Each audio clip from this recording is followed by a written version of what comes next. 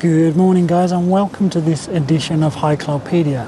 Today I am coming to you from, to give you a clue, Japan. Yes, correct. Tokyo to be more precise, and the location I'm at, if you know Tokyo, of course, you will know that this place is the Yasukuni Shrine.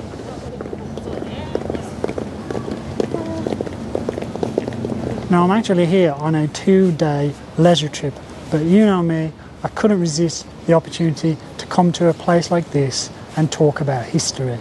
Now you've probably heard of this place before, and that's because it's an extremely sensitive place for Japan internationally. Why? Because this place commemorates those who died fighting in several wars for Japan, including most controversially World War II.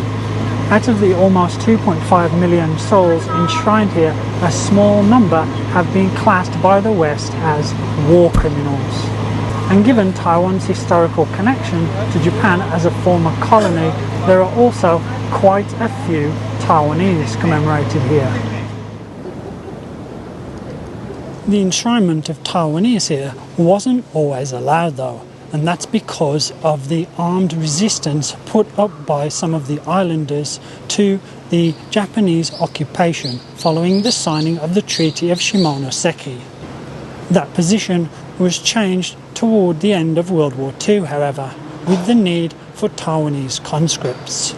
A total of 207,000 Taiwanese served in the Japanese Imperial military, with around 30,000 declared dead or missing in action.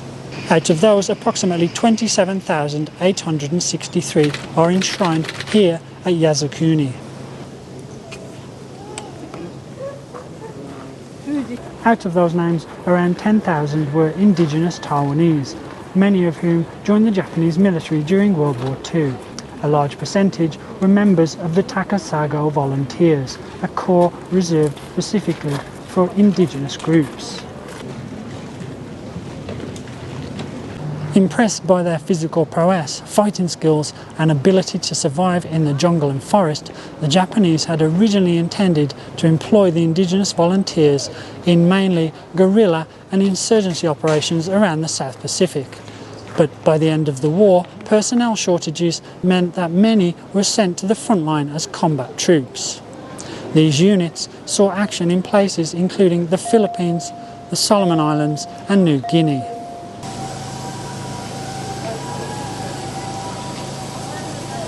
The most famous member of the Takasago Volunteers was Teruo Makamura, or Atun Palalin, to give him his indigenous name. A member of the Army indigenous group from Chenggong in Taidong, he became famous around the world in the mid-70s as he became the final member of the Japanese Imperial Armed Forces to surrender, almost 30 years after the end of the war. He was discovered by a pilot living in the middle of the jungle on the remote Indonesian island of Morotai in 1974 and surrendered to a search patrol a few months later on December the 18th. According to Palalin, he and a few other soldiers had become separated from their unit during the Battle of Morotai in 1944 and with no way of returning home decided to stay there. The group stayed together for around 10 years before Palalin decided to venture out on his own, constructing a hut and living off the land for the next 2 decades. Following his discovery, Palalin eventually returned to Taiwan, and there followed much controversy about the pitiful payments he received from Japanese authorities for his service. He died just 5 years later from lung cancer. Like so many topics related to Taiwan's history, the Yasukuni Shrine and its enshrinement of the war dead is a divisive issue, as not all Taiwanese feel the same way about its historical connection with Japan.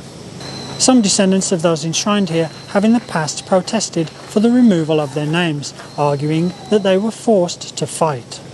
In 2005 and 2009, small groups of indigenous representatives travelled here to highlight the issue, although their lawsuit calling for action was eventually dismissed. Others, such as the late former president of Taiwan, Lee Teng-hui, take a different view.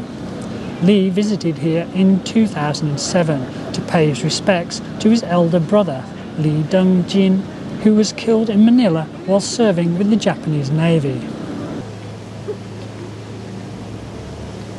Another far less controversial connection between Taiwan and the shrine here is in its construction, as many of the structures in this temple and others around Japan are said to contain Taiwanese cypress, felled during the colonial period.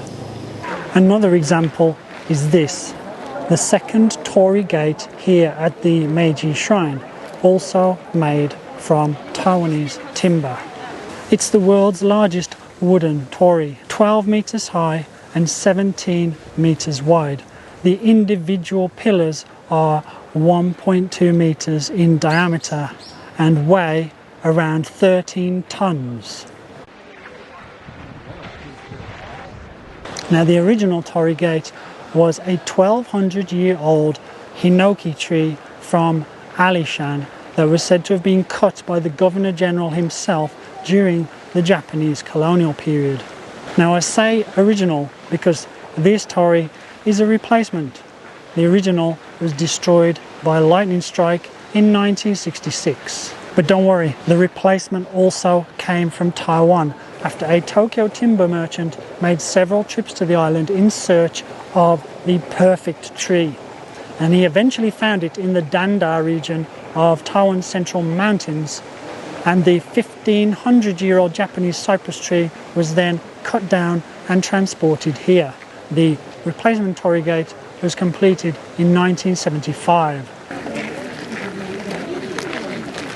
Just another symbol of the long-lasting connection between Taiwan and Japan, and probably one that will last a lot longer than us, barring any more unfortunate storms. Anyway guys, that is it for today's video. If you like this video, don't forget, give me a like, subscribe, hit the bell for notifications. If you want to support the channel, you can. Click thanks down below, buy me a coffee, or check out memberships. That really helps me with a small monthly donation. Yeah. Okay guys, that's it for today. Take it easy and I'll see you next week. Over and out. Sayonara.